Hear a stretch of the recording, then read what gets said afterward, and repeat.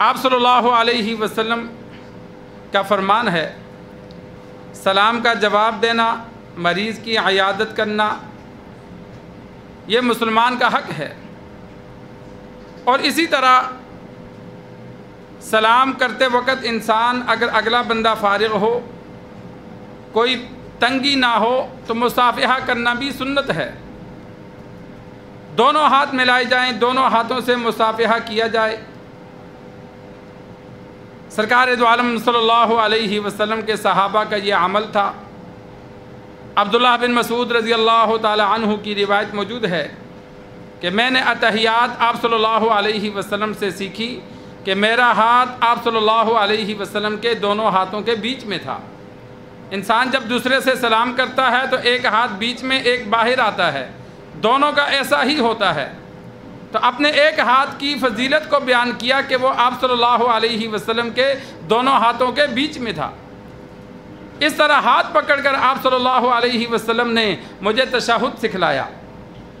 تو دونوں ہاتھوں سے مصافحہ کیا جائے۔ آپ صلی اللہ علیہ وسلم کا عمل تھا کہ کفار کی مشابہت سے حتی الامکان بچتے تھے۔ جن کاموں پہ اللہ تبارک و تعالیٰ کی جانب سے حکم نازل نہ ہوا ہوتا، اگر کفار کوئی عمل کرتے تو آپ صلی اللہ علیہ وسلم ان کی مخالفت میں کرتے۔ آپ صلی اللہ علیہ وسلم کے دور میں کفار کا جو عمل تھا، آپ صلی اللہ علیہ وسلم کی کوشش ہوتی کہ ان کے ساتھ مناسبت نہ ہو، ان سے ہٹ کر ہو۔ تو ایک تو شرعی حکم یہ ہے کہ دونوں ہاتھوں سے سلام کیا جائے، اور دوسرا آج کل کفار کی عادت ہے ایک ہاتھ سے سلام کرنے کی۔ تو اگر ہم بھی ایک ہاتھ سے سلام کریں گے تو یہ کفار کی مشابہت ہو جائے گی، ان کی مشابہت سے بچا جائے۔ بچوں کو بھی سکھلایا جائے کہ جس سے بھی سلام کرنا ہے دونوں ہاتھوں سے۔ اور اسی طرح گلے ملنا، پیشانی پر بوسہ دینا، بچوں کو بوسہ دینا، یہ احادیث سے ثابت ہے۔ آپ صلی اللہ علیہ وسلم کے پاس بچے آئے، اقرع بن حابس رضی اللہ تعالی عنہ پاس بیٹھے تھے۔ آپ صلی اللہ علیہ وسلم نے بچوں کو پکڑا، ان کو رخسار پر بوسہ دیا۔ تو اس نے کہا یا رسول اللہ آپ بوسہ دیتے ہیں؟ میرے تو 10 بچے ہیں، میں نے تو کبھی کسی کو بوسہ نہیں دیا۔ آپ صلی اللہ علیہ وسلم نے فرمایا کہ اللہ تبارک و تعالیٰ اس شخص پر رحم نہیں کرتا جو دوسروں پہ رحم نہیں کرتا، کہ یہ تو ایک محبت کی علامت ہے۔ تو جو بچوں سے محبت نہیں کرتا، کسی سے محبت نہیں کرتا، اللہ اس سے محبت نہیں کرتا۔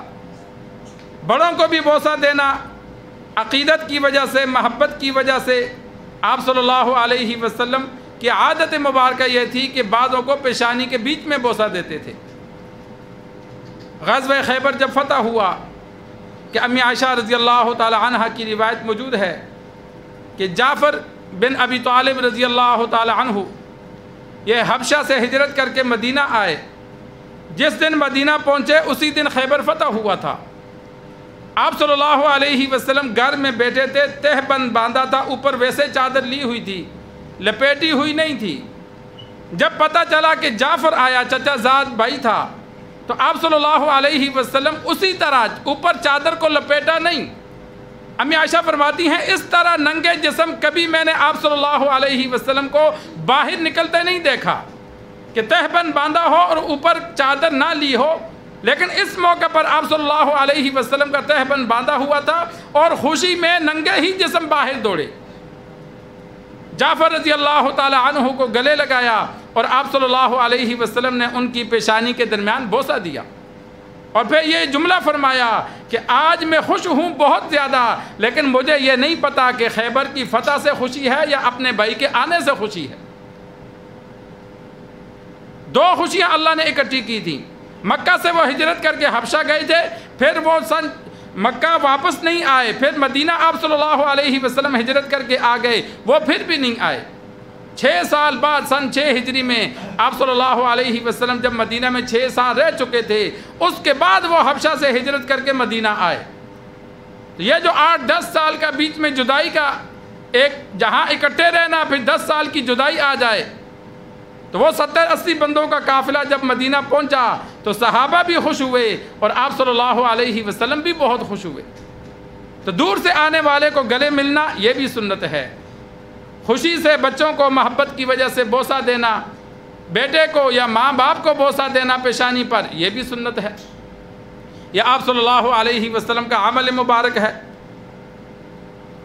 تو یہ دو چیزوں کا بیان تفصیلاً ہو چکا تھا، یہ دو باتیں رہتی تھیں، اور اجر بھی بہت ہے۔ ایک حدیث میں موجود ہے، آپ صلی اللہ علیہ وسلم نے فرمایا جب دو مسلمان آپس میں ملیں اور دونوں آپس میں مصافحہ کریں تو مصافحہ کرنے کے بعد جدا ہونے سے پہلے اللہ دونوں کے گناہوں کو معاف فرما دیتا ہے،